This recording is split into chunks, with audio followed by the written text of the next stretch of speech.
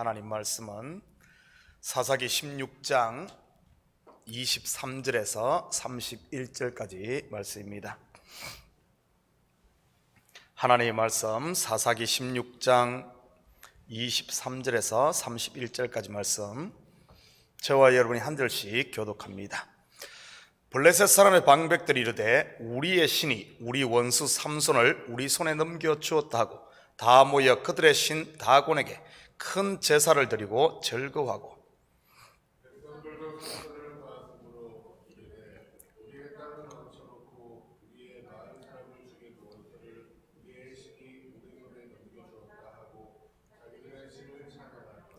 그들의 마음이 즐거울 때에 이르되 삼손을 불러다가 우리를 위하여 제주를 부리게 하자 하고 옥에서 삼손을 불러내매 삼손이 그들을 위하여 제주를 부리니라. 그들이 삼손을 두 기둥 사이에 세웠더니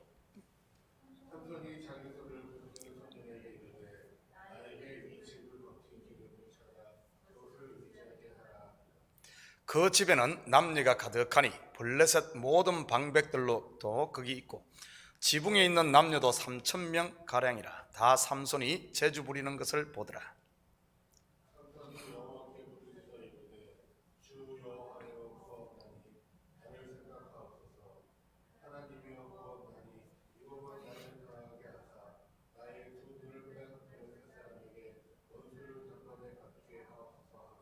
삼손이 집을 버틴 두 기둥 가운데 하나는 왼손으로 하나는 오른손으로 껴 의지하고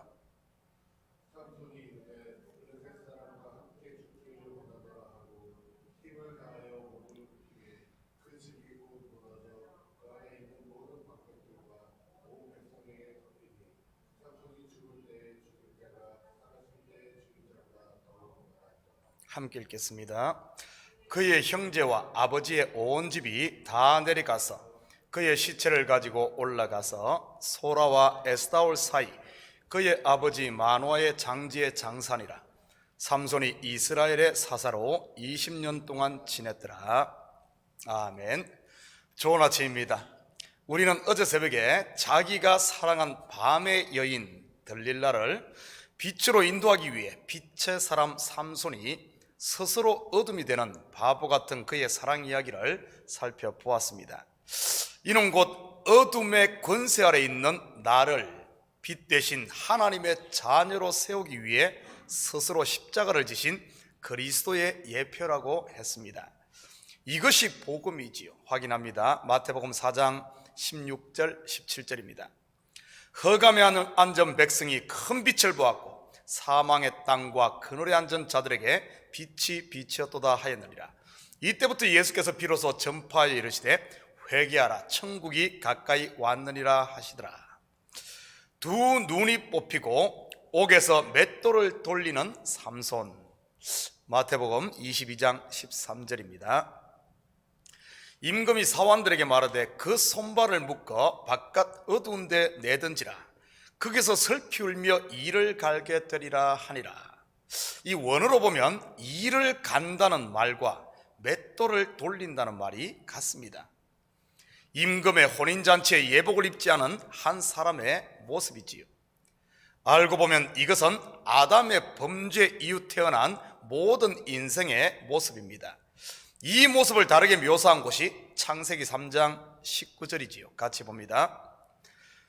내가 흙으로 돌아갈 때까지 얼굴에 땀을 흘려야 먹을 것을 먹으리니 내가 그것에서 취함을 입었습니다. 너는 흙이니 흙으로 돌아갈 것이니라 하시니라. 이 범죄한 아담이 누구였을까요?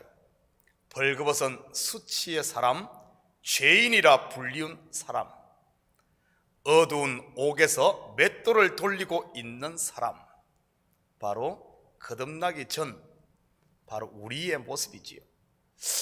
이런 나를 빛으로 빛되게 하기 위해 스스로 어둠이 되신 분, 이런 나를 자유케 하기 위해 스스로 맷돌을 돌리시는 분, 이런 나에게 영화의 관을 씌워주시기 위해 스스로 수치를 당하신 분, 바로 십자가를 지신 예수님, 맷돌 돌리는 삼손의 모습이지요. 어제 새벽에 본 22절 우리 다시 한번 봅니다. 그의 머리털이 밀린 후에 다시 자라기 시작하니라. 삼손의 눈을 빼고 옥에 가둔 블레셋 사람들은 엄청난 승리의 축제를 벌입니다. 마치 예수님을 십자가에 못 박고 무덤에 장사 지낸 대제사장들과 어둠의 세력이 기뻐하듯이 말이지요. 그런데 그게 끝이 아니라 시작이라는 사실을 그들은 꿈에도 생각 못했습니다. 왜냐하면 복음은 밭에 감추인 보화, 곧 비밀이요 수수께끼였으니까요. 25절 26절 같이 봅니다. 그들의 마음이 즐거울 때 이르되 삼손을 불러다가 우리를 위하여 제주를 부리게 하자 하고 옥에서 삼손을 불러내매 삼손이 그들을 위하여 제주를 부리니라. 그들이 삼손을 두 기둥 사이에 세웠더니 삼손이 자기 손을 붙던 소년에게 이르되 나에게 이 집을 버틴 기둥을 찾아 그것을 의지하게 하라 하니라. 블레셋 사람들은 삼손을 잡고 그들이 섬기는 다곤 신전에서 큰 승리의 잔치를 벌입니다. 다곤 신의 형상은 인간의 몸에 물고기 모양을 한 물의 신으로 묘사되기도 하고 때로는 곡식 즉 추수의 신으로도 묘사됩니다. 그때 그들은 삼손을 옥에서 불러와 그들 앞에 제주를 부리게 합니다. 마치 예수님을 십자가에 못 박고 희롱하듯이 말이지요. 마태복음 27장 39절에서 42절입니다.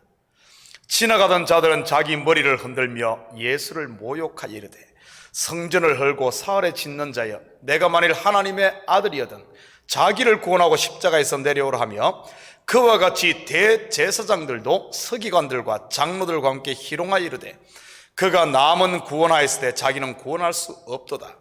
그가 이스라엘의 왕이로다. 지금 십자가에서 내려올지어다. 그러면 우리가 믿겠노라. 그들이 삼손을 두 기둥 사이에 세웠더니 십자가의 헬라 원어는 스타우로스인데 이는 기둥, 막대기라는 뜻입니다. 삼손이 두 기둥 사이에 서 있듯이 예수님께서도 정확하게 두 기둥 사이에서 달리셨지요. 심판받은 왼편 강도의 스타우로스와 구원받은 우편 강도의 기둥 사이에서 말이지요. 이는 예수 그리스도를 통해 심판과 구원이 이루어진다는 말이지요. 구속사로 보면 왼편의 나를 오른편의 아들로 만든다는 뜻이기도 합니다. 바로 가운데 있는 예수 그리스도의 십자가를 통해서 말이지요. 한마디로 하면 여기에 있는 저와 여러분은 왼편에서 태어나 오른편으로 이주해온 바로 창세기 언어로 한다면 히브리인 것입니다. 히브리인이란 뜻이 강을 걷는 자, 이주한 자란 뜻이잖아요. 왼편에서 오른편으로 죄인의 땅 동쪽에서 하나님의 성전 곧 지성소가 있는 서편으로 말이지요. 27절 같이 봅니다. 그 집에는 남녀가 가득하니 블레셋 모든 방백들도 거기에 있고 지붕에 있던 남녀도 3,000명 가량이라. 다 삼손이 제주 부리는 것을 보더라. 승리의 경축 행사에 특별 초대된 사람들이 3,000명 가량이네요. 거기에는 블레셋 5방백, 요즘 말로 하면 주지사들도 다 참가를 했지요. 그리고 그들은 자신의 신을 찬양하며 삼손이 제주 부리는 것을 즐깁니다. 제주 부린다고 하니까 우리는 삼손이 춤추고 무슨 쇼를 하는 것으로 생각할 수 있습니다. 그러나 눈이 빠진 삼손, 맷돌 돌리던 삼손이 무슨 엔터테인을 하겠습니까? 이 말은 삼손이 괴로워하는 것을 희롱하며 즐겼다는 말입니다. 블레셋 사람들에게는 그것보다 더 즐겁고 통쾌한 일이 어디 있겠습니까? 마치 예수님이 십자가상에서 고통스러워할 때 군병들은 낄낄대며 그의 옷을 제비 뽑고 다른 사람들은 희롱하는 바로 그 모습이지요. 그런데 거기 모인 블레셋 사람들이 3,000명 가량이라고 하네요. 삼손의 스토리에는 유난히 3이라는 숫자가 반복되어 나옵니다. 삼손이 딥나 여인과의 결혼식 날 죽인 블레셋 사람이 30명이지요. 그 후에 블레셋의 곡식밭을 불사르기 위해 잡은 여우의 수가 300이고요. 에담 바위에 숨어있는 삼손을 잡으러 온 유다 사람의 수가 3천이지요. 그리고 다곤 신전에 모인 블레셋 사람 3,000명. 30, 300, 3,000 점점 확장됩니다. 그렇지만 근본적으로 3은 같은 의미입니다. 3은 성경에서 완전수를 말하지요. 삼위일체 하나님의 수요 3은 성전의 수입니다. 성전이 뜰, 성소, 지성소 3으로 되어 있지요. 하늘도 첫째 하늘, 둘째 하늘, 셋째 하늘로 되어 있습니다. 노아의 방주도 3층이지요. 구원의 여정 또한 애굽, 광야, 가나안 3입니다. 그렇다면 블레셋에 사용된 30, 300, 3천의 의미는 무엇일까요? 그리고 삼손을 블레셋에 넘겨준 유다 사람 3,000명의 의미는요? 이는 곧 완전한 심판, 완전한 배신을 말하는 것입니다. 그래서 베드로도 3번 예수님을 부인하지 않습니까? 이는 완전한 저주와 심판 아래 있던 예수님의 왼편 기둥에 달린 강도의 모습이지요. 왼편 십자가의 강도, 완전한 심판 아래 있던 그는 누구였습니까? 하나님의 은혜를 입기 전 바로 저와 여러분의 모습이었지요. 28절 같이 봅니다. 삼손이 여호와께 부르짖어 이르되 주 여호와여 구하옵나니 나를 생각하옵소서. 하나님이여 구하옵나니 이번만 나를 강하게 하사 나의 두 눈을 뺀 블레셋 사람에게 원수를 단번에 갚게 하옵소서 하고, 삼손의 부르짖음, 십자가상에서 부르짖는 예수님의 부르짖음이었지요. 우리가 여기서 주목해야 할 단어는 단번에입니다. 단 한 번에 모든 것을 끝내고 완성하는 일, 무엇일까요? 베드로전서 3장 18절 같이 봅니다. 그리스도께서 단번에 죄를 위하여 죽으사 의인으로서 불의한 자를 대신하셨으니 이는 우리를 하나님 앞으로 인도하려 하심이라. 육체로는 죽임을 당하시고 영으로는 살리심을 받으셨으니. 한 군데 더 봅니다. 로마서 6장 10절입니다. 그가 죽으심은 죄에 대하여 단번에 죽으심이요 그가 살아 계심은 하나님께 대하여 살아 계심이니. 바로 예수 그리스도의 십자가의 대속이지요. 단번에 저와 여러분의 죄를 도말하지 않았습니까? 또 단번에 일어난 일이 무엇이 있을까요? 죽음의 권세를 깨뜨리고 무덤 문을 열고 나오신 예수님의 부활이 단번에 이루어지지요. 그리고요, 오순절 성령 강림입니다. 29절 30절입니다. 삼손이 집을 버틴 두 기둥 가운데 하나는 왼손으로 하나는 오른손으로 껴 의지하고 삼손이 이르되 블레셋 사람과 함께 죽기를 원하노라 하고 힘을 다하여 몸을 굽히매 그 집이 곧 무너져 그 안에 있던 모든 방백들과 온 백성에게 덮이니 삼손이 죽을 때 죽인 자가 살았을 때 죽인 자보다 더욱 많았더라. 왼편의 기둥, 오른편의 기둥을 안고 3,000명의 블레셋 사람들과 함께 삼손이 죽습니다. 이 블레셋 3,000명은 분명 저주와 심판 아래 있던 왼편 강도, 바로 옛사람 나였지요.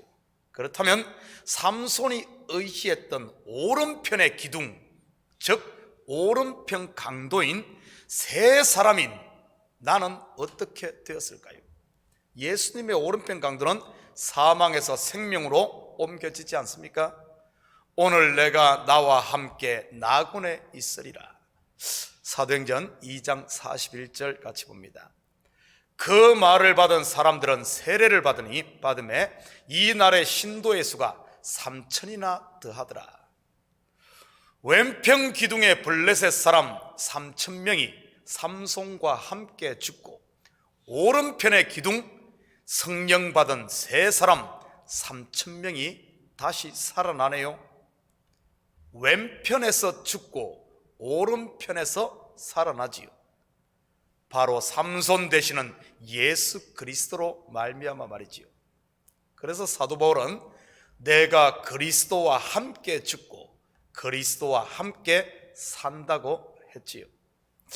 우리가 공부했던 출애굽 광야가 바로 이 모습입니다. 애굽에서 나온 옛사람 1세대 60만 명이 광야에서 죽고 새 사람 2세대 60만 명이 다시 살아 가나안에 들어가는 모습. 여호수아의 이야기도 마찬가지지요. 옛사람 가나안 7족속이 쫓겨나고 새 사람 이스라엘이 차지하는 모습 말이지요. 사랑하는 성도 여러분, 예수의 죽음이 나를 살립니다.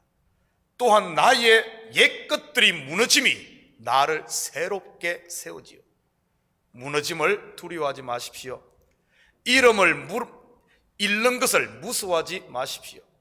빼앗김에 대해 너무 애통해하지 마시기 바랍니다. 대신 내가 복음 아래 은혜 아래 있는지 항상 살피시고, 은혜 아래 있는 성도는 죽음이 곧 삶이라는 사실을 기억하십시오. 사랑하는 성도 여러분, 오늘 하루도 담대히 여러분의 삶의 현장에서 두려워하지 마시고 열심으로 믿음으로 사는 이런 복된 하루가 되기를 주님의 이름으로 축복합니다. 같이 기도합니다. 사랑의 아버지 하나님, 참으로 감사드립니다. 이 아침도 저희들 깨워주셔서 주님 앞에 나와 하루를 믿음으로 시작하게 하시니 참으로 감사를 드립니다. 나를 위해 친히 십자가 지시고 죽으신 예수님, 아버지 하나님, 바로 나를 살리기 위해 아버지 하나님 그 일을 두려워하지 않고 담대히 아버지 하나님 행한 줄 믿사오니 예수를 따르는 우리들 두려워하지 말고 우리의 삶의 현장에서 아버지 하나님 옛것들이 무너질 때마다 오히려 감사하고 아버지 하나님 새 것으로 다시 세워지는 성령의 사람들, 믿음의 사람들, 하늘에 속한 사람들 다 되어지게 도와주시옵소서. 오늘 하루도 아버지 하나님 우리 주님께 우리의 모든 삶을 맡깁니다. 온전히 주님과 함께 동행하는 시간 되게 하시고 이 시간 우리의 마음을 주님 앞에 쏟아놓을 때마다 주님, 우리 아버지 하나님 더럽고 추한 것들은 아버지 하나님 왼편의 십자가와 함께 무너지게 하시고 아버지 하나님 그 자리에 성령으로 새로워진 오른편의 아버지 하나님 새 생명이 아버지 하나님 채워지는 역사가 있게 우리 주님 도와주시옵소서. 감사드리며 예수님의 이름으로 기도드립니다. 아멘.